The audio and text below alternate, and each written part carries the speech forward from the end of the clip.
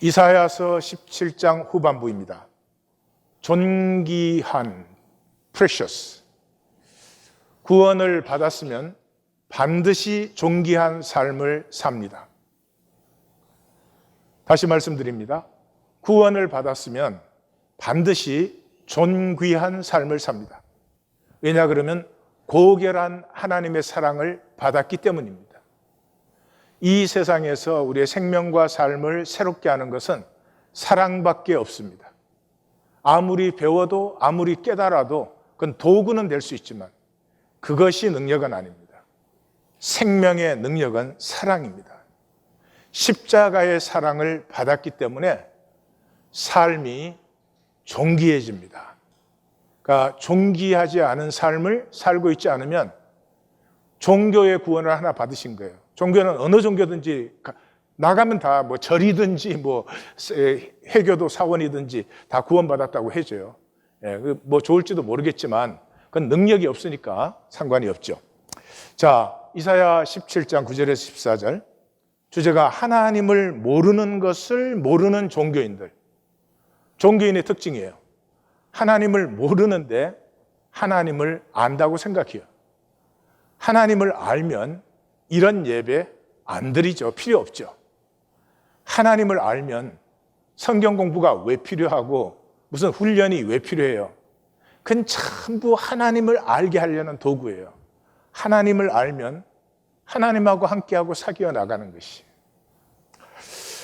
이 이사야서는 1장 1절이 이제 펴져잖아요. 유다 왕 우시야, 요담, 아하스, 히스기야 시대에 아모스의 아들 이사야가 예루살렘과 유다에 관하여 본 계시라. 이게 이제 전체 표제예요. 그리고는 2절과 3절이 뭐예요? 하늘이여 들으라, 땅이여 귀를 기울이라. 여호와께서 말씀하시기를 내가 자식을 양육하였거늘 그들이 나를 거역하였다. 거역하였다는 말은 그냥 단순히 불순종했다는 것이 아니고 하나님을 알면은 반드시 순종해요. 왜 그러면 하나님 안의 삶이 더 아름답고 복되고 풍성한 삶이기 때문에 그래요. 그러니까 하나님을 살지 않고 딴 것으로 살고 있는 것은 하나님을 모르기 때문이에요. 그래서 3절에 소는 그 임자를 알고 나귀는 그 주인의 구유를 알건만은 이스라엘은 알지 못하고 나의 백성은 깨닫지 못하는도다. 그러니까 이 이스라엘은 알지 못하고 알지 못하는 것을 또 몰라요. 자기들은 하나님을 안다고 생각하니까. 그래서 선지서 17권의 중심이 호세아예요. 그 호세아의 중심이 뭐예요? 우리가 여호와를 알자, 힘써 여호와를 알자. 야데이 라데프, 야데이 야호바, 야데이 야호바. 선지서 17권은 중심이 그거예요. 여호와를 알자는 거예요. 그래서 오늘 본문의 상반부는 하나님을 몰라서 허무한 삶을 사는 예루살렘이에요. 그날에 이스라엘에 멸망했던 성읍들처럼, 성읍 이름이 두 개가 나오죠. 호레시, 이건 우드라는 뜻이에요. 그리고 아미얼, 이것은 서밋, 꼭대기라는 뜻이에요. 근데 이 종교는 말씀을 잘 모르니까 이걸 풀어놨어요. 마치 서울에 목동이 있는데 그 목동을 가지고 목동이라고 불러야지 나무들의 처소 그러면 되겠어요? 근데 하여튼 숲속의 처소, 뭐 작은 산꼭대기 처소 이런 웃기는 일을 했습니다. 이스라엘이 들어올 때 그 가나안 성읍들이 황폐해졌던 것처럼 너희의 성읍도 지금 황폐하다는 거죠. 그죠? 유다가 지금 황폐해져 있죠. 734년에서 732년까지 3년에 걸친 아람 에브라임의 연합군의 침입과 그 다음에 그 뒤에 들어온 아수르는 예루살렘까지 들어오지 않았지만 이 국경지대의 성읍들은 다 황폐해졌습니다. 그러니까 그 성읍의 황폐함 같이 예루살렘 너도 황폐해진다라고 경고하는 거예요. 그래서 이 1장의 핵심이 이 10절에서 17절에 나와요. 근데 이제 3절이 너희가 하나님 모른다 한 다음에 4절에서 9절까지는 너희가 지금 상처투성이야. 성한 데가 없어. 그저 포도원의 원두막처럼 겨우 남아있어. 그러는 거죠. 그러니까 지금 상태가 사실은 701년 그 사내립이 들어올 때 유다의 46개 성읍은 다 망했습니다. 예루살렘 한 개가 남았어요. 그 지금 이사야가 말하고 있을 때는 이제 그 성읍의 한 절반 정도는 한 20개는 남아 있겠죠. 그러나 굉장히 지금 황폐한 때예요. 그런데 히스기야가 등극하자마자 정권이 교체되니까, 예? 그러니까 굉장히 현실주의자들이 잡고 있다가 이제 종교주의자들이 딱 잡으니까 이때로부터 뭐 맨날 부흥회 하는 거예요. 막 밤마다 모여갖고 으쌰으쌰하고 난리를 치는 거죠. 예. 이사야 선지자는 그걸로 안 돼요? 라고 말하는 거예요. 그래서 10절에서 17까지의 내용이 뭐예요? 소돔에 가는들아 고모라의 백성들아, 너희는 멸망한 소돔과 고모라의 그 백성들이야. 지금 무수한 재물, 번제, 짐승의 기름과 피에 나는 질렸다. 나에게 보이러 오니 내 마당만 밟고 있다. 성애와 더불어 악을 행하는 것을 내가 견딜 수가 없다. 너희의 예배, 기도회, 이 섬기고 선교 다 치워라. 너희의 모임이 나는 싫다. 월삭과 절기로 모이는 것 싫다. 내게 무거운 짐이요 내가 지기에 곤비하였다. 너희는 서로 돌보지 않으면서 나에게 하는 그 기도에 나는 눈을 감았고 나는 더 이상 듣지 않는다. 스스로 씻고 스스로 돌이켜 이기적 행실과 악함을 버려라. 총 결론이 뭐예요? 17절? 선행을 배우며 정의를 구하며 학대받는 자를 도와주며 고아를 위하여 신원하며 과부를 위하여 변호하라. 이게 윤리적으로 착한 일 하라는 뜻이에요? 아니죠. 이게 존귀한 생명의 일이에요. 생명이 존귀할수록 약한 자, 작은 자, 가난한 자에게로 마음이 쏠려요.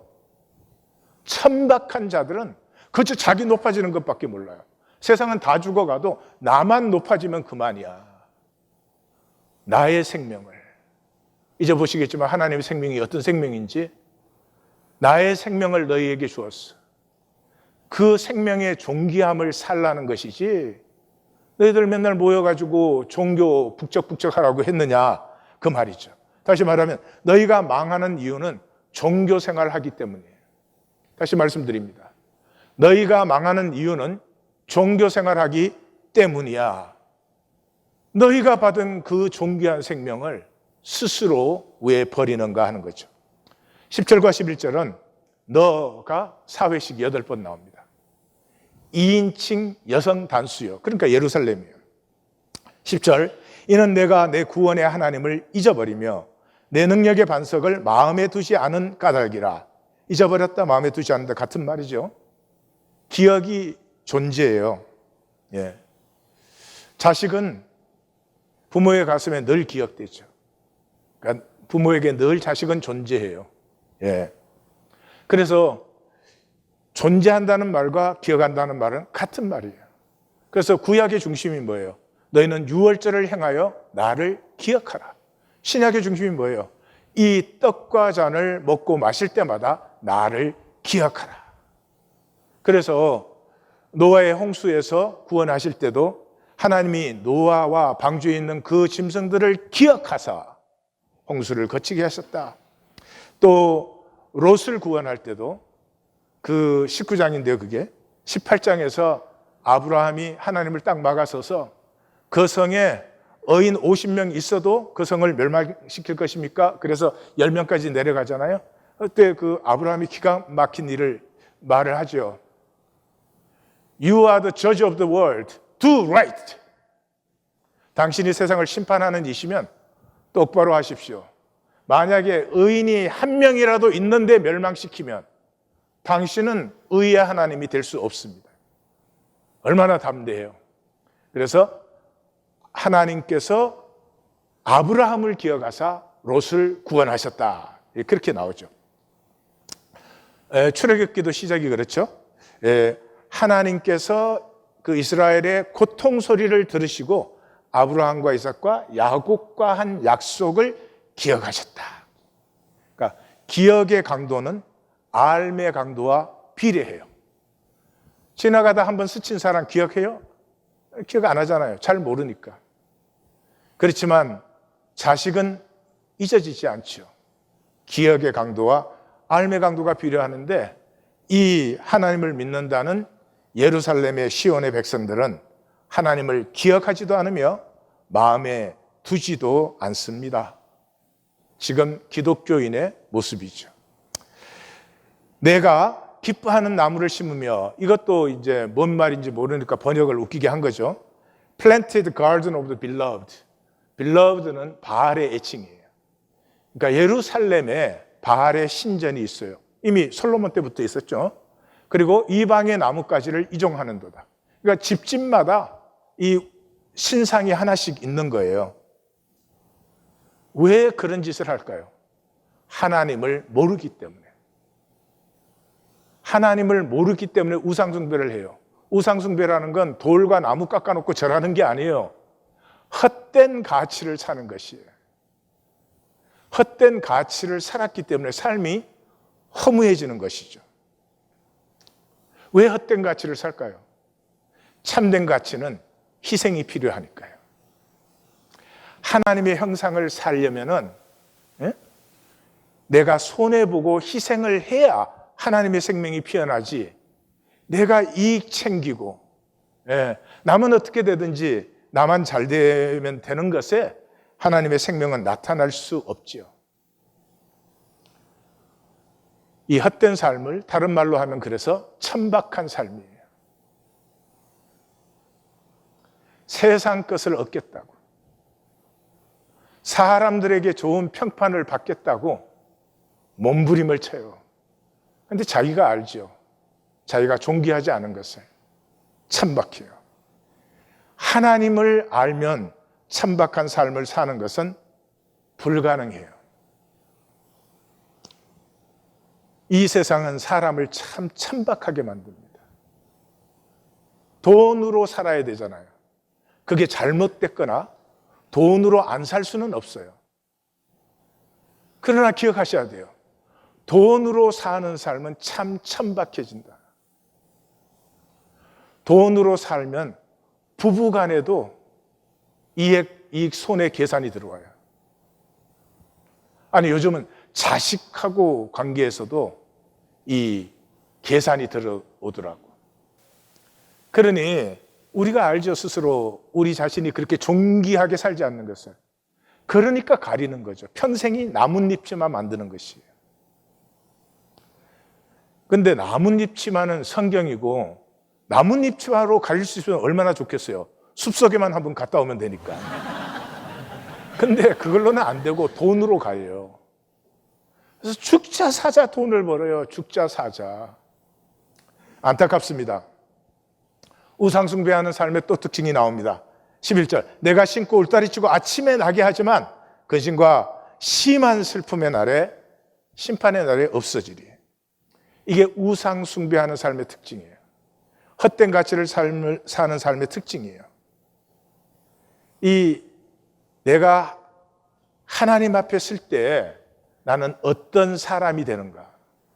이 생명을 가꾸는 사람은 천천히 흐르는 실로와의 물로 살 수밖에 없어요. 생명이란 게 하루아침에 자고 나니까 인격이 좋아졌다, 이럴 수는 없어요. 하루하루 하나님과 동행하는 길밖에 없어요. 근데 우리는 그런 걸로 살지 않아요.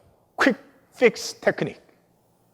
그래서 사람 앞에 보이기에 아주 그냥 날상하게 만듭니다. 그래가지고 보이기에는 얼마나 사람이 괜찮게 보이는지 몰라. 나 지금 괜찮게 보여?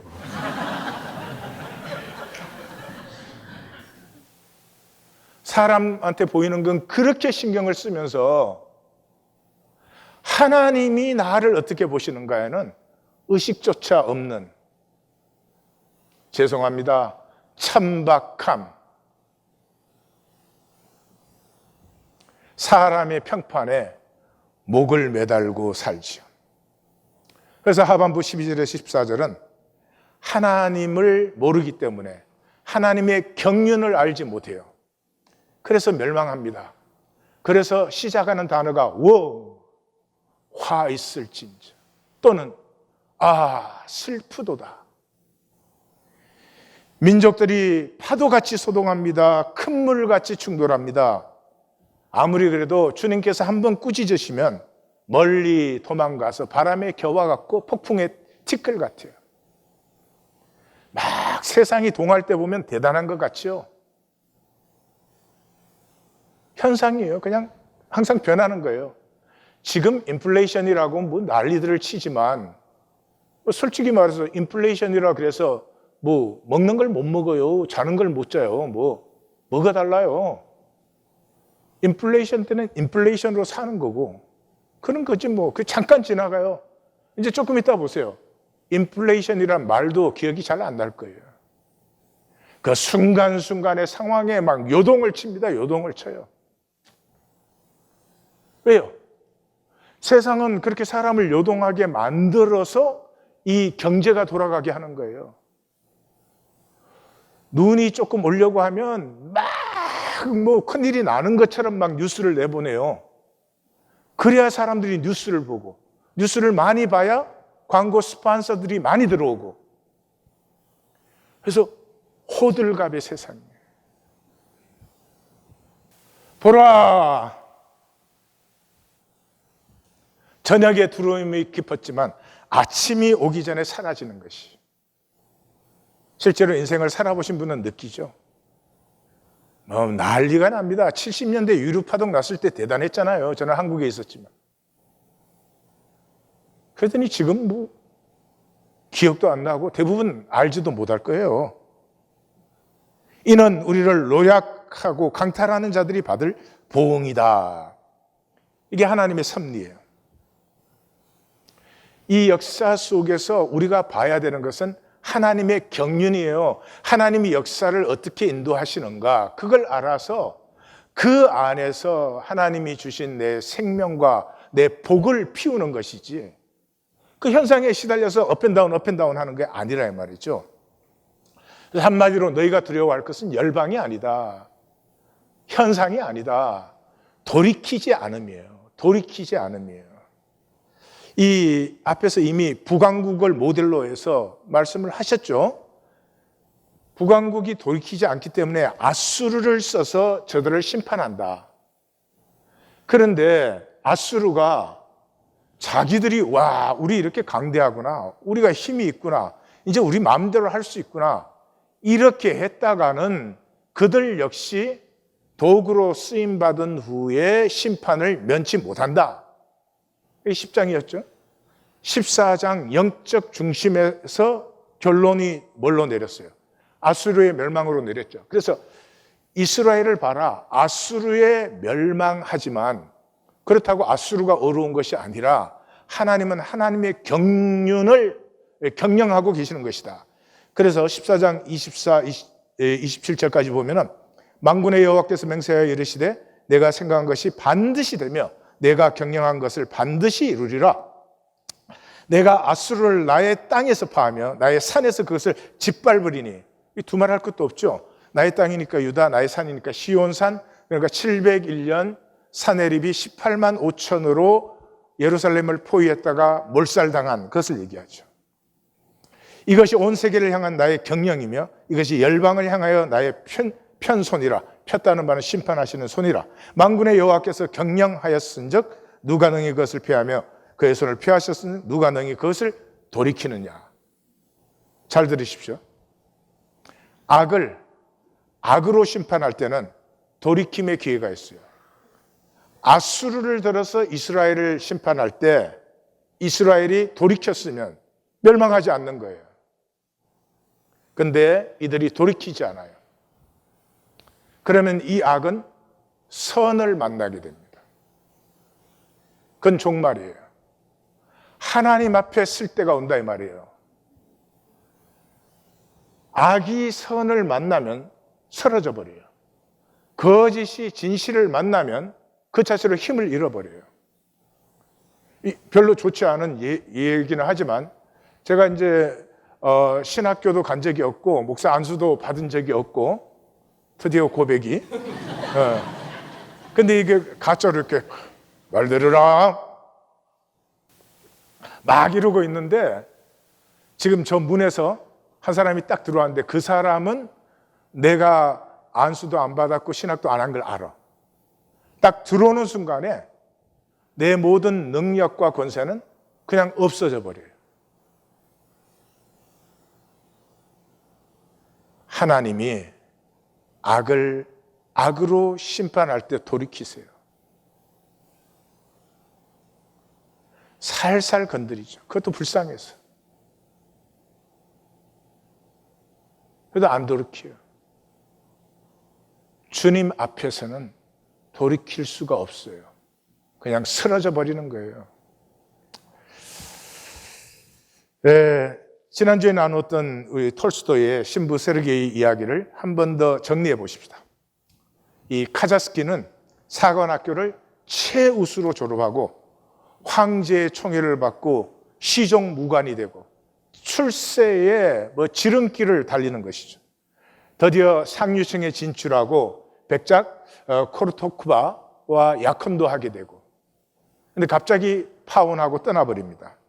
그 코르토쿠바가 이 황제의 정부였던 것을 알게 되었죠.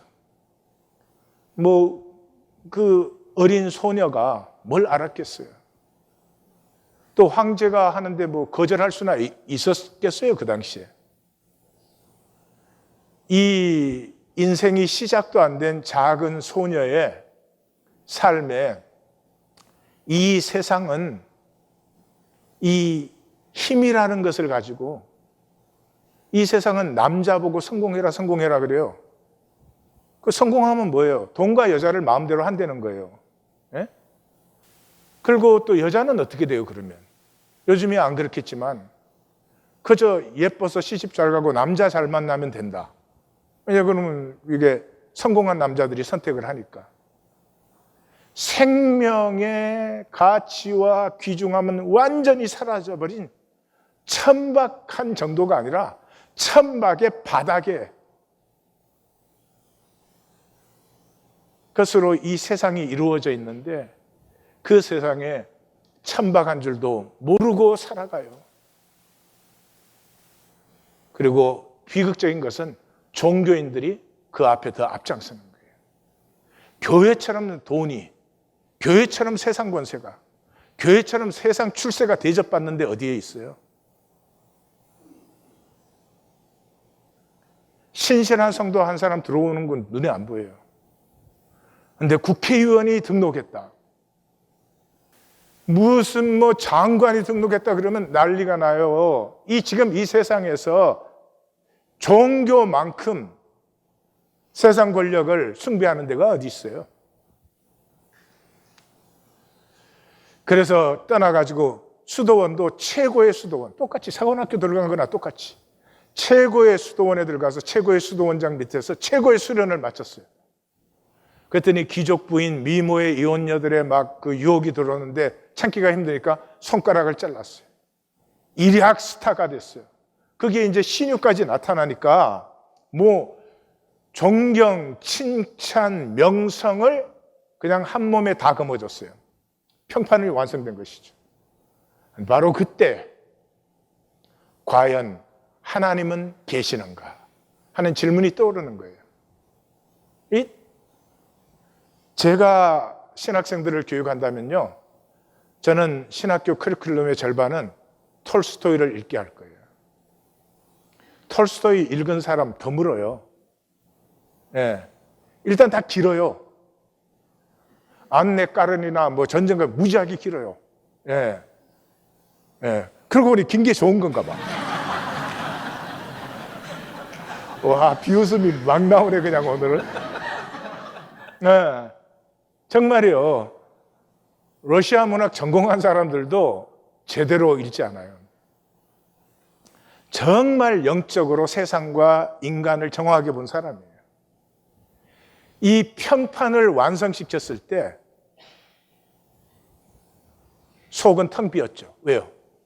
이 평판이 생명의 중심을 채우는 것이 아니었죠. 바깥에 만드는 것이었습니다.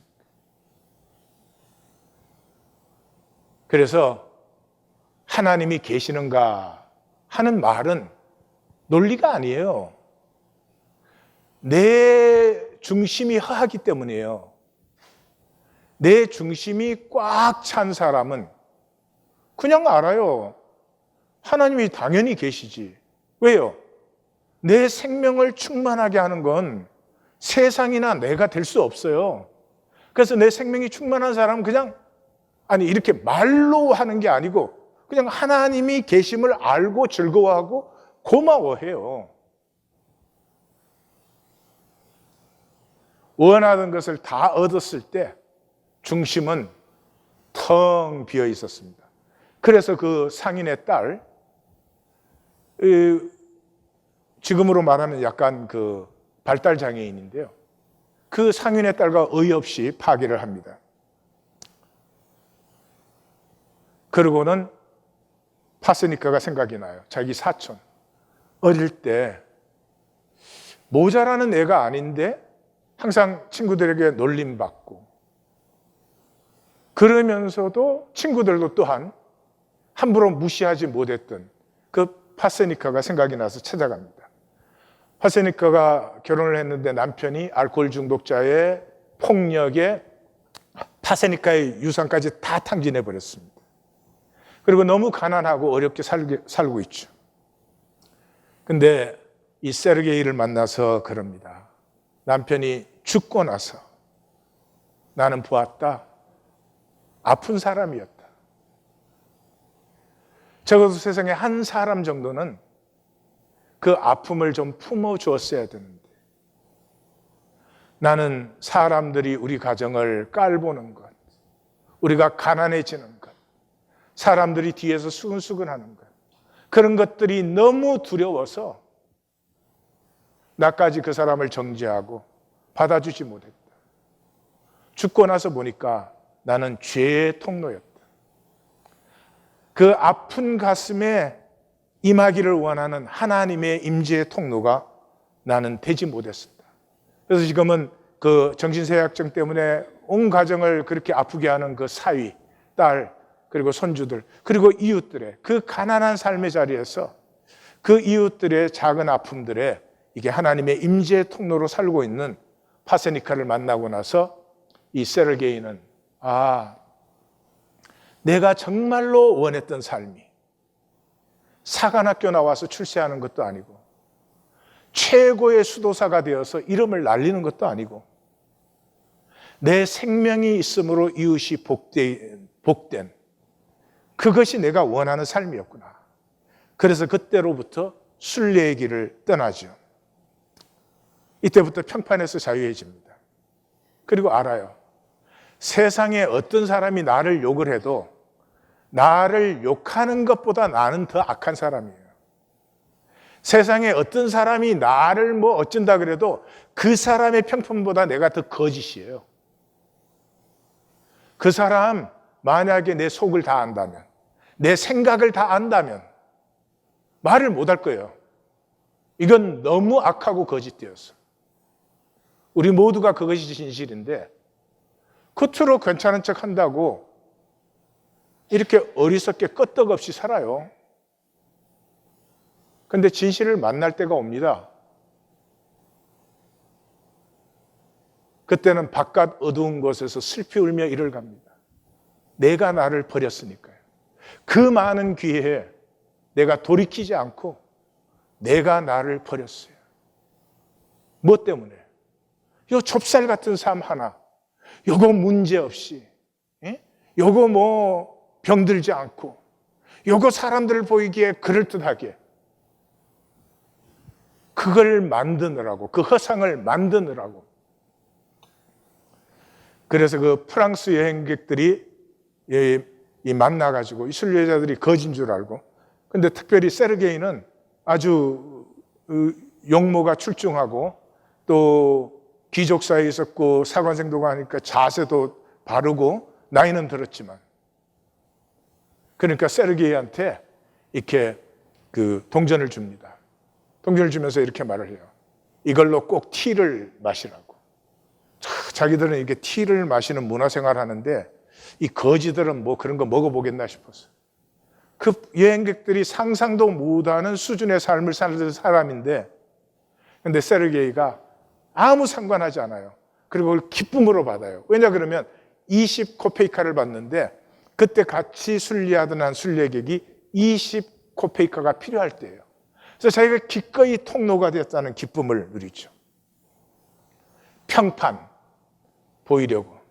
예수님은 산상수훈의 중심이 사람에게 보이려고 너희 일을 행치 않도록 주의하라. 평판과 임재는 반대입니다.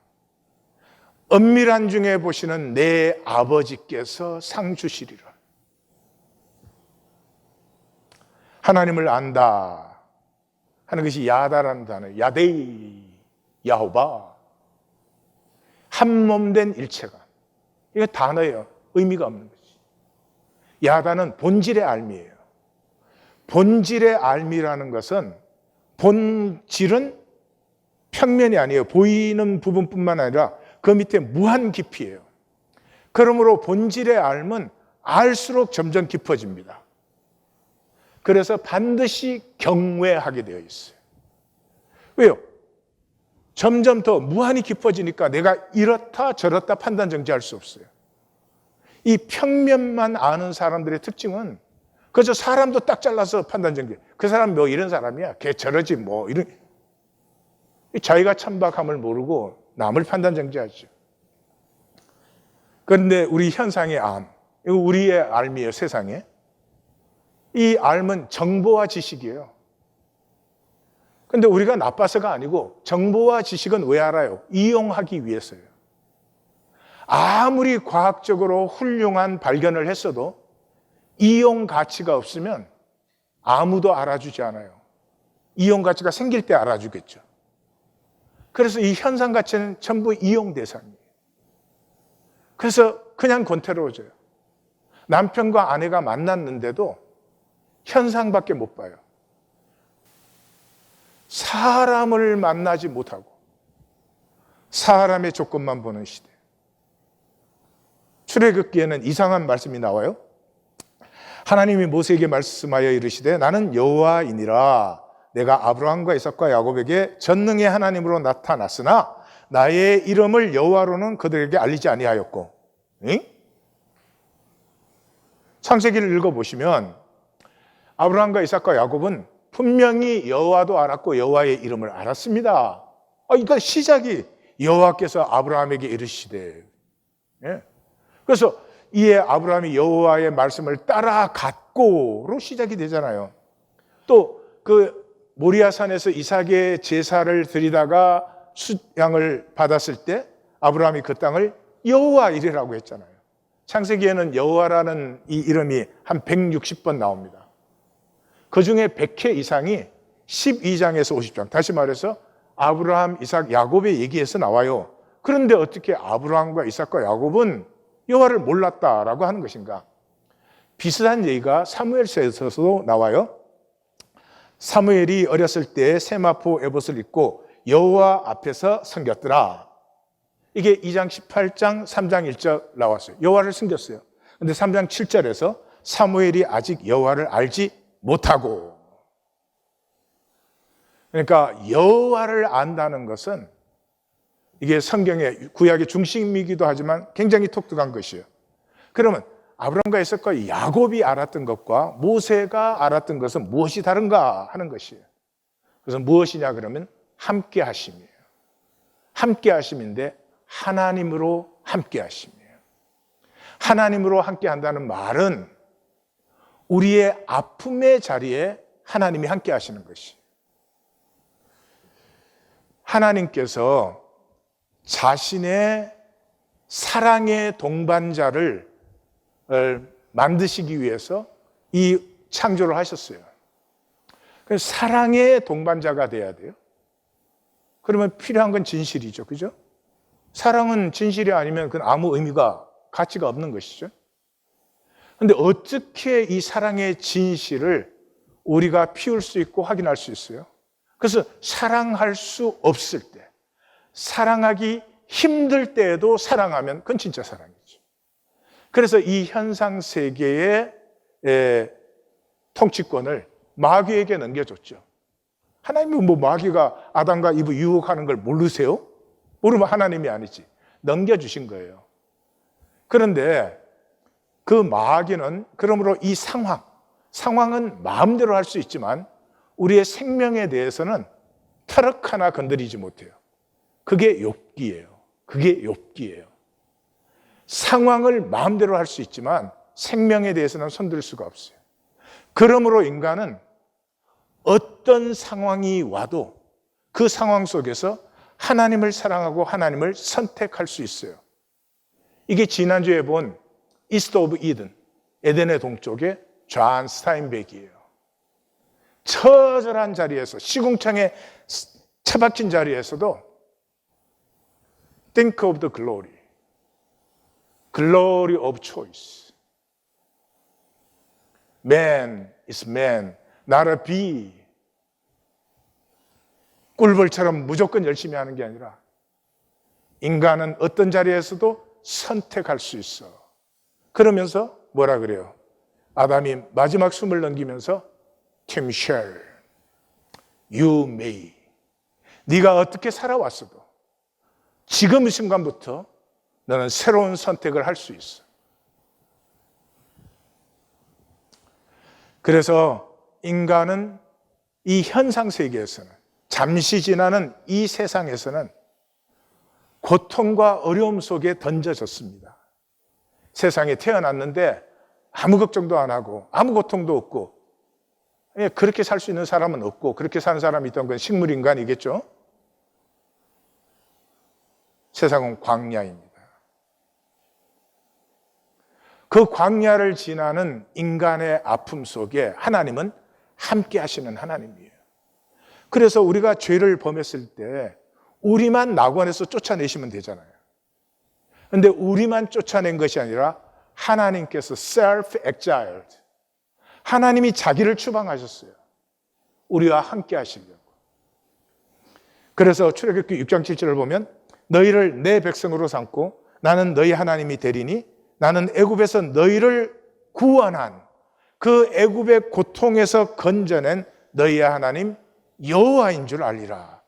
29장 46절에서는 그들은 내가 하나님 여호와로서 그들 중에 거하려고 그들을 애굽 땅에서 인도하여 낸 줄 알리라. 나는 그들의 하나님 여호와니라. 아브라함과 이삭과 야곱 때는 어떻게 했어요? 필요한 때 하나님이 현현하셨죠. 그렇죠? 현현하셨어요.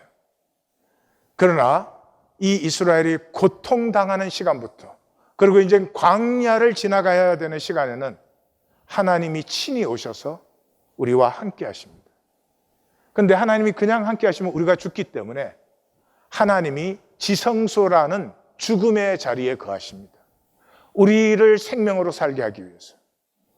지성소는 이름은 멋있지만 그 광야에서 창문도 문도 없는 4겹의 텐트입니다. 그 앞에 아침 저녁으로 피를 뿌리고 그 안에는 1년에 한 번씩 피를 뿌려요. 이게 탁식. 그래서 대제사장이 들어가서 잠깐만 잘못 머무르면 그냥 죽는 자리예요. 하나님은 자신이 죽음의 자리에 있으므로 우리를 생명으로 살게 하시는 거죠. 그래서 이사야 선지자는 제일 뒤에 가면은 왜 그들이 포로로 쫓겨갔느냐?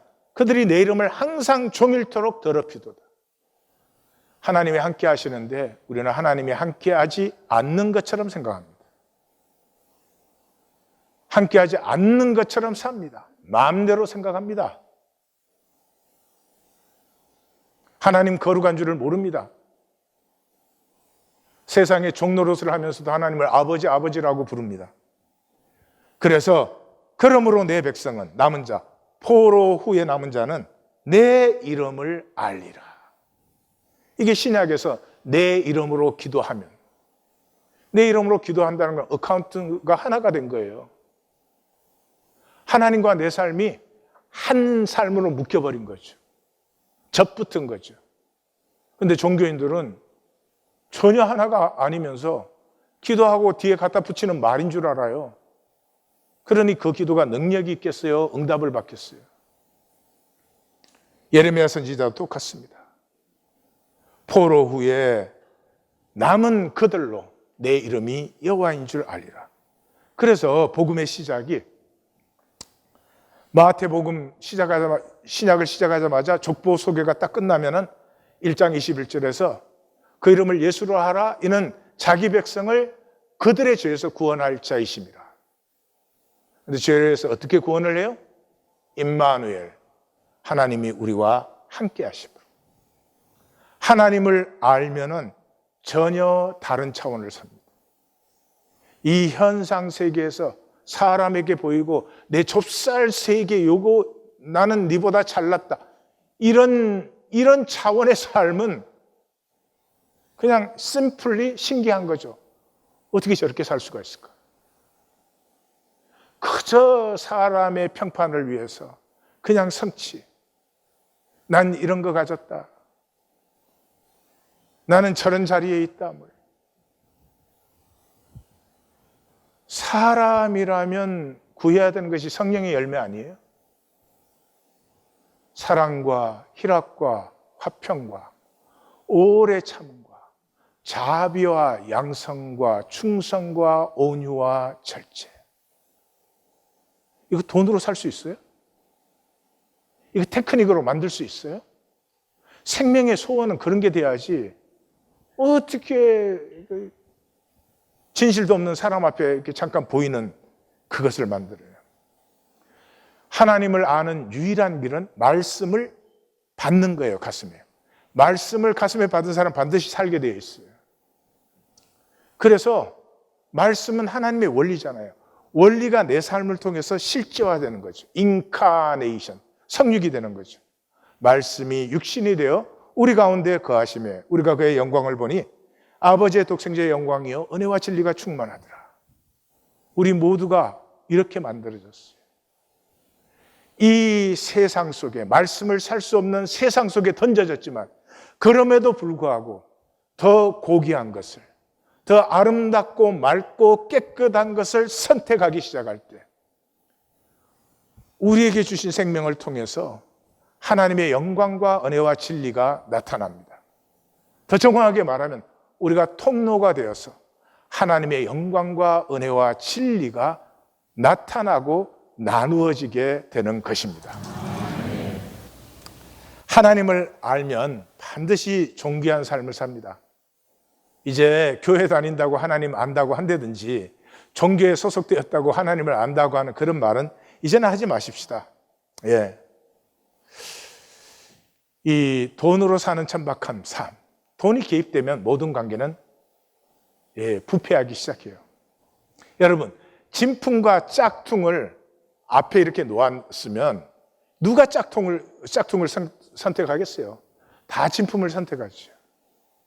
그런데 짝퉁을 선택해놓고 진품이라고 우기는 사람들이 종교인들이에요.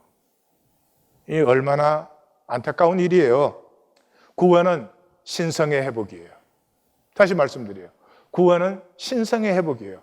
하나님은 우리를 신으로 창조하셨습니다. 혈육으로 창조하신 게 아니에요. 이 땅의 삶으로 육체는 다 벗어버리지만 육체를 벗어버렸을 때 우리에게 주신 하나님의 형상, 하나님의 씨앗이 활짝 피어나 하나님과 같은 존재, 하나님과 하나가 되는 존재로 우리를 창조하셨어요. 그래서 예수님이 율법에 기록된 바 내가 너희를 신이라고 하였는데, 그래서 하나님 말씀 받은 사람을 내가 신이라고 하였는데 이 사람을 신이라고 했다고 사람들이 예수님을 돌로 쳐 죽이려고 했어요. 누가? 종교인들이. 예수님은 시편 인용하신 거예요. 내가 말하기를 너희는 신들이며 다 지존자의 아들들이라. 이걸 맞는 사람이 사도 바울이죠. 그래서 무릇 하나님의 영으로 인도함을 받는 사람 곧 하나님의 아들, 하나님의 딸이니라 그러는 거예요. 여기 하나님의 아들과 딸은 교리가 아니에요. 지금 기독교 안에서는 이게 교리예요. 그냥 믿는다고 그러면 이렇게 하나님의 아들, 딸 됐다고 해주는 거예요. 하나님의 자식이면 하나님의 본성이 피어나죠.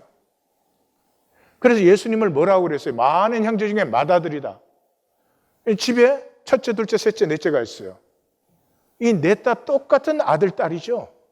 순서만 먼저 난 거죠. 예수님과 우리는 똑같아요. 순서만 예수님이 앞선 것이죠.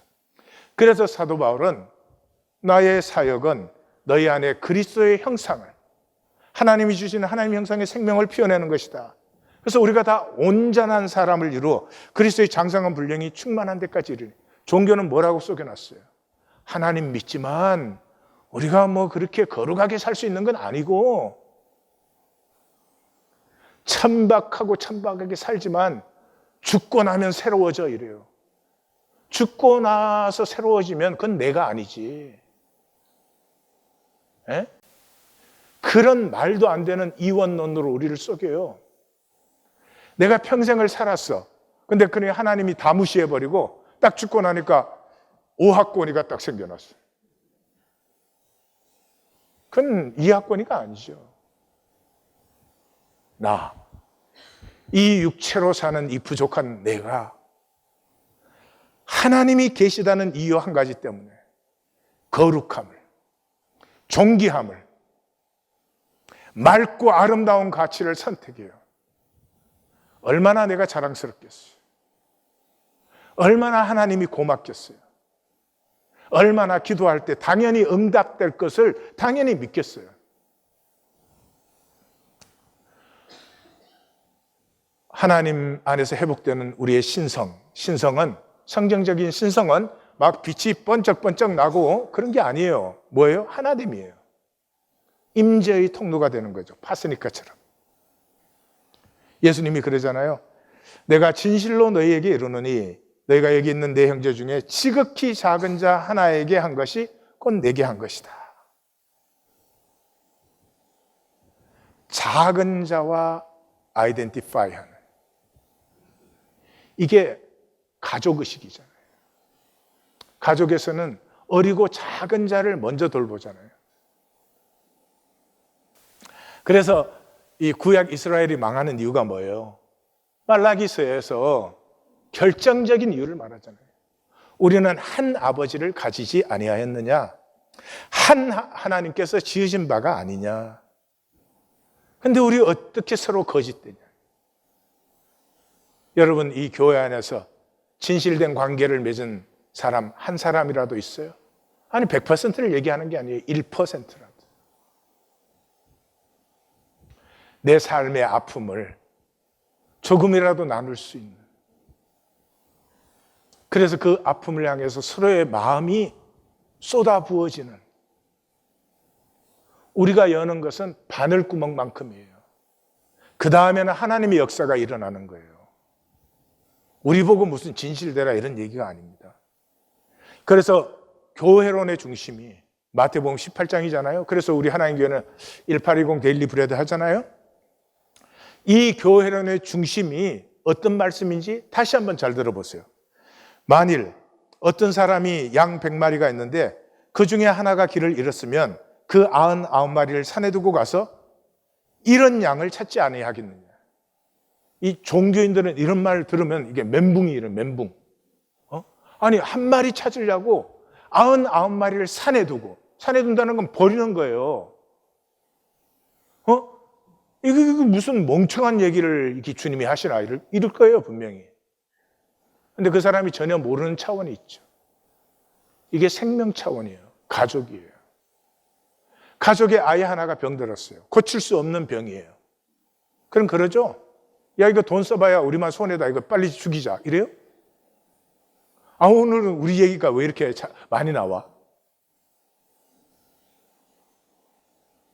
그 치료비에 집안이 망하고 빚까지 얻어서라도 걔가 살아있는 동안은 어떻게 하든지 돌보고 치유하고 간호해 주는 거 아니에요? 그게 가족이죠. 이게 생명의 사람이에요. 이것이 교회입니다. 야다로 알 때 일어나는 일이에요. 야다로 알면은 하나님이 창조하신 존재는 무한한 신비 아니에요. 그 안에서 서로 깊어지기 때문에 권태라는 게 있을 수 없어요. 알수록 더 사랑스러워져 가요. 하나님의 세계, 그 신비에 깊어지는 기쁨이 있죠. 여기까지 참 좋습니다. 그런데 이 일에 최후의 도전이 뭐예요? 돈이죠. 이거 좋은 줄 다 알아요. 근데 선택하기는 힘들어요. 왜냐 그러면 세상은 돈으로 살아야 되니까. 근데 하나님은 사랑의 대상이에요. 하나님이 사랑의 대상이 될 때까지 하나님은 돈을 절대 이기지 못합니다. 이스라엘아 들으라. 우리 하나님 여호와는 오직 유일한 여호와시니. 유일하다는 말은 하나밖에 없다는 거예요. 그게 뭐예요? 자식이 하나밖에 없잖아요. 예? 여러분 자식이 부족하다고 더 좋은 자식으로 트레이드인 한 사람 있어요 여기? 그랬어야 되는데.